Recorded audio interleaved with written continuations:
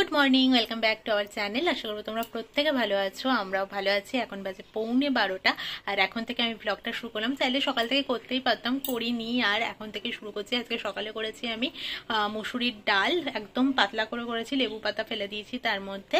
আর করেছি আলু পোস্ত, তার মধ্যে কয়েকটা সজনে ডাঁটা দিয়ে দিয়েছি। এই ডাল আর পোস্তটা দিয়ে মামুনি খাবে, বলেছে রেগুলার খাবার দাবারই খেতে, খুব একটা যে আলাদা ঝোল ঢোল করতে এমন না করলো, আর মানে খুব ঝাল মশলা না দিলেই হলো আর কি। তো পোস্তটা মনে হলো হালকা খাবার, তাই জন্য ওটা করলাম।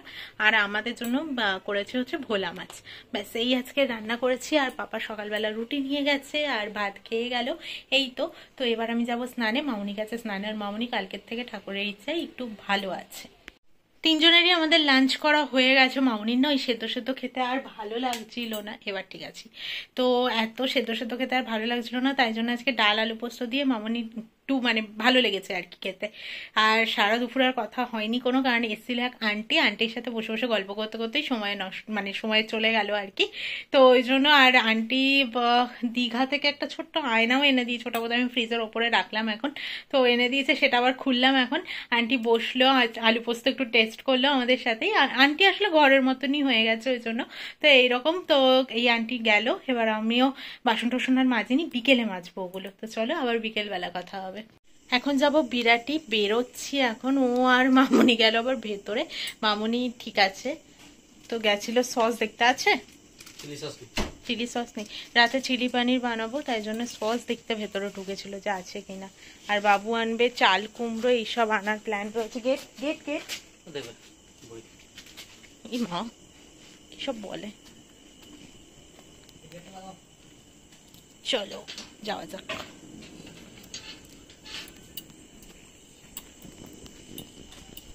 আমি আজকে লাল পরি সেজে যাচ্ছি।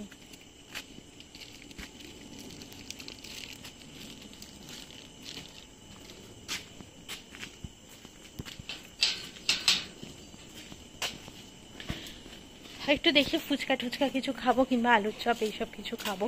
আমি ওখানে আকন্দ ফুল পাই না, ছন্দা আন্টির আকন্দ গাছটা কি সুন্দর হয়েছে দেখো, সাদা আকন্দ, তাও আবার। এখানে সবকিছুই পাওয়া যায়, ওখানে আমি কিছুই পাই না। বিশেষত আমাদের দেখলে না লোক এখন ভাববে রাহু রোজ দিন এরা বিরাটি যাচ্ছে রোজ। না, আমি ওকে বলছি বিরাটির এবার দোকানদার গুলো আমাদেরকে চিনে যাবে। হ্যাঁ গো, কোথায় গো তুমি? বিরাটির দোকানদার গুলোও চিনে যাবে এবার, তারপর তোমাকে মিস করবে চলে গেলে। অন্ধকার হয়ে গেছে, চল বিরাটি থেকে ঘুরেই আসি। আমরা আজকে এলাম চপ খেতে, চপের দোকান বন্ধ হয়ে গেছে, মানে বন্ধ আছে, হয়ে যায়নি। চলো তাহলে বাজারটাই করে নি। বাজার থেকে ফিরছি, চাল কুমড়ো কেনা হচ্ছে, একটা নারকেল কেনা হচ্ছে। এখানে নারকেলের দামটা আমাদের ওখানের থেকে একটু তুলনামূলক বেশি মনে হলো আমার। আর তো সব সবজিপাতির দাম কম। একটা বড় সাইজের মোচা কেনা হয়েছে। তো কালকে আমি চলে যাব ও বাড়ি, প্রমিও যাবে আমার সাথে। বললাম না মামুনি এখন একটু ঠিক আছে, ওই জন্যে কালকে যাব। তো মামুনি তো এখন মোচা টোচা এসব খেতে পারবে না, তাই জন্য ও বাড়ি যাবো। কি বাজে ছেলে দেখো, ওই কাঁধে করে নিয়েছে ব্যাগটাকে। হ্যাঁ সত্যি ওজনও হয়ে গেছে ব্যাগটার। মোচাটাই যেন 3 কেজি মতো ওজন হয়ে গেছে। 3 কেজি নয়, 2.5 কেজি মতো মোচাটারই ওজন হয়ে গেছে। তো চলো যাই, হাঁপিয়ে গেছি, প্রচন্ড গরম, প্রচন্ড। তোমাদের যদি কুলির প্রয়োজন হয় তাহলে এই যে একে বলতে পারো। দেখো মাথায় নিয়ে যাচ্ছে, এতক্ষণ কাঁধে ছিল, কাঁধ থেকে তুলেছে এখন মাথায়। সবাই থেকে হাসছে। মামুনি রান্নাটা করতে চেয়েছিল দুপুরে, বাসন কোসনগুলো না মামুনি তারপর বিকেলে মেজেছিল। তো আমি বললাম যে না, রান্নাটা আমি করে দিচ্ছি আজকে। তো ওই জন্য চিলি পানিরটা বসিয়েছিলাম, হয়ে গেছে। চিলি পানিরটা করতে করতে মামুনির ওই স্যুপ ঠুপগুলো কেটে নিলাম। মানে স্যুপ ঠুপ কেটে নিইনি, স্যুপের জন্য গাজর বিনস এইসব কেটে মাংস টাংস দিয়ে বসিয়ে দিয়ে এসেছি। ওটার কি গরম পড়েছে কি আর বলবো। আর আমার না দেখো গরমে এখানে একটা, এখানে একটা, এখানে একটা, এগালে ভর্তি, মানে যাতা হচ্ছে আমার সাথে।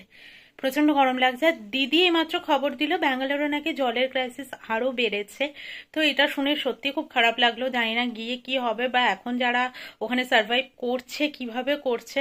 ওকে বললাম যে অর্জুনকে একবার ফোন করো, আমাদের ফ্ল্যাটের কি খবর না খবর।